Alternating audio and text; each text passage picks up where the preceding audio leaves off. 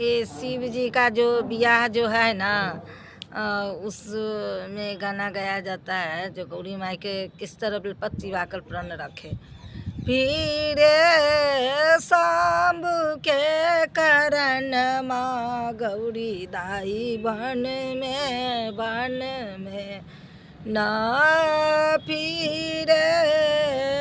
शिव के करन माँ गौरी दाई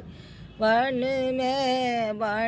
में नायान ते जल पास्त ते जलयान ते जल बास ते जला जीवन माँ बेलपत चिबाए गौड़ा बेलपत्र चिबाए गौड़ा राखला परन माँ गौरी दाई बन में ना पीरे शिव के करन माँ गौरी दाई बन में ना पोथी ले लन पतरा ले लन पोथी ले लन पतरा ले लन नारद भवन नारद भवन गौरी दाई के लिखल छाला गौरी दाई के लिखल छाला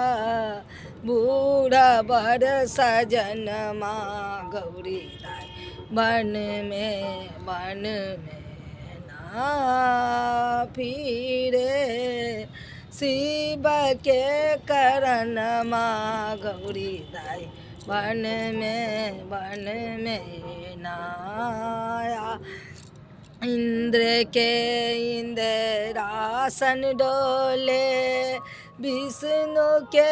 आसन माँ इंद्र के इंद्रासन डोले विष्णु के आसन माँ गौ शंकर के कैलाश डोले शंभु के कैलाश डोले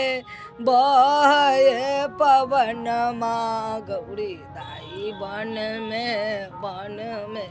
ना ए फिरे शिव के करन माँ गौरी दाई बन में नायात कैलन व्रत कैलन पूजलन दुसारी